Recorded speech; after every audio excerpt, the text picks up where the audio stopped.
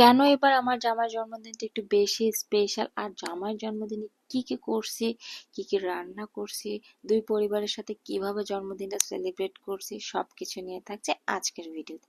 আসসালামু আলাইকুম, সবার কি অবস্থা? আমি আলহামদুলিল্লাহ অনেক ভালো আছি আল্লাহর অশেষ রহমতে এবং আপনাদের দোয়াতে।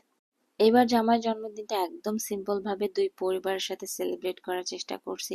সবসময় আমরা আমাদের জন্মদিন বলেন, অ্যানিভার্সারি বলেন, দুই পরিবারের সাথে সেলিব্রেট করতে সব থেকে বেশি পছন্দ করি। আর এবারে জন্মদিনটা তো আমার জামাইয়ের জন্য একটু বেশি স্পেশাল, কারণ তার ছেলের সাথে তার প্রথম জন্মদিন, একটু তো স্পেশাল হবেই। আর ছেলেও কি চালাক, অন্যদিন ছেলে এই সময় ঘুমায় থাকে 12টার দিকে, আর ওই দিন বাবার জন্মদিন বলে কথা, ঠিক বাবার আসার 10 মিনিট আগে সে উঠে গেছে, আমার ডেকোরেশন করতেছি সে দেখতেছে।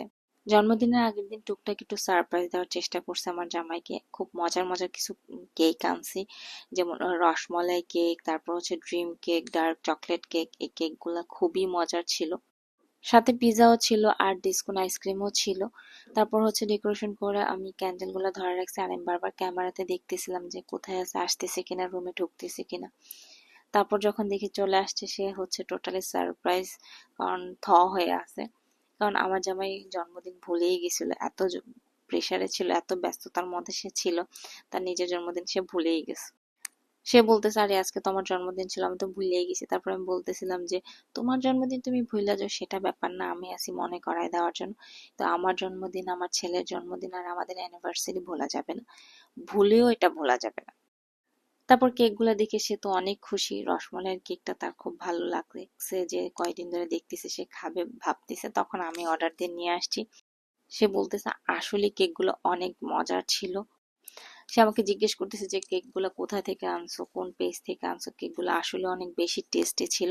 তখন আমি তাকে বলতেছিলাম যে এই কেকগুলো হচ্ছে ফ্লেভারিশ ডেজার্ট পেজ থেকে আনছি, কেকগুলো অনেক বেশি মজা ছিল। আমি বলছি যে নেক্সট আরো কিছু কেক আনাবো তোমার জন্য ওই পেজ থেকে। তারপরে হচ্ছে আমরা আগের দিন সেলিব্রেট করে শেষ, তারপর পরের দিন হচ্ছে আমার দুই পরিবারে একসাথে করছি। এই যে আমার আব্বু, আমার দুই আব্বু আম্মু সবাই একসাথে ছিল। এদিকে আমি আমার ছেলে একটু স্ন্যাপ নিচ্ছিলাম, ওদিক দিয়ে হচ্ছে আমার বোনরা চলে আসছে। আর ওই দিন আমার জামাইয়ের জন্মদিনে আমি সবকিছু নিজের হাতে রান্না করছি, তার পছন্দের খাবারগুলা।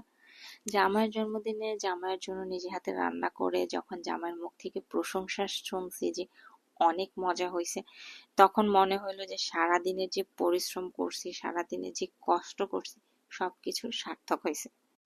রান্না বান্না শেষ করে দেখি ওদিক দিয়ে হচ্ছে আমার তিন বাবা খুব আনন্দ করতেছে, গল্প করতেছে। আমি একটু গেলাম তিন বাবার এক মেয়ে একটু মজা করতে তাদের সাথে।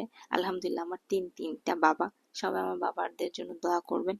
আর এদিক দিয়ে হচ্ছে বিআই ও বিআইনরা মিলে একটু মজা নিচ্ছে, সবাই সব দিক দিয়ে মজা করছে। আর ওদিক দিয়ে তার বোন ভাই বোনরা মিলে তাকে খাওয়াচ্ছে, গল্প করছে, এন্টারটেইন করছে। আর এদিকে আমরা দুই যা মিলে হচ্ছে সবার জন্য নাস্তা, সন্ধ্যার নাস্তা অ্যারেঞ্জ করতেছি। সবাই রুমে বসে এত গল্প করতেছে, এত আনন্দ করতেছে, তাই ওদেরকে আর ডেকে বাহিরে আনি নাই। আমি ঘরে গিয়ে হচ্ছে সবার জন্য নাস্তা ট্যাঙ্ক সার্ভ করতেছি। আমার দুই পরিবার যখন একসাথে বসে গল্প করে হাসি মজায় থাকে, আমার এত ভালো লাগে, চোখে একটা আলাদা শান্তি লাগে।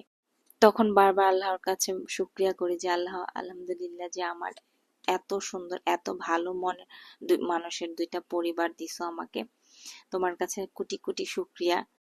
আমি সবসময় সবাইকে বলি বিয়ের পর থেকে যে আমার দুইটা আম্মু দুইটা আব্বু এখন থেকে আলহামদুলিল্লাহ আলহামদুলিল্লাহ, সবাই আমার দুই পরিবারের জন্য মাশাআল্লাহ বলতে একদমই ভুলবেন না।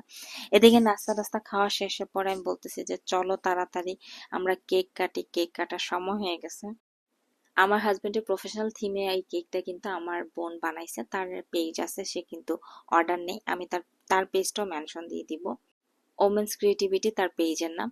আর এই যে দেখেন আমার দুইটা আব্বু আম্মু, আলহামদুলিল্লাহ মাশাল্লাহ মাশাল্লাহ। আর আমার জামার জন্মদিন আমি কি কি রান্না করছি চলেন আপনাদের সাথেও শেয়ার করি। আমি জালি কাবাব করছি, বিফ কোরমা করছি, চিকেন কারি করছি, আর হচ্ছে পোলাও করছি, সালাদ তো ছিলই। আমার এই রান্নাগুলা খেয়ে সবাই বলছে অনেক মজা হয়েছে আলহামদুলিল্লাহ। আরে আরে আজকের ব্লগটা শেষ করার আগে কিন্তু আমি আমার এই শাড়িটা কোথা থেকে নিয়েছি এটার নাম বলতে ভুলেই গেছি। আমি কিন্তু স্টাইল বাই জান্নাত ফেসবুক পেজ থেকে এই শাড়িটা নিয়েছি, আপনারা চাইলে কিন্তু অর্ডার করতে পারেন।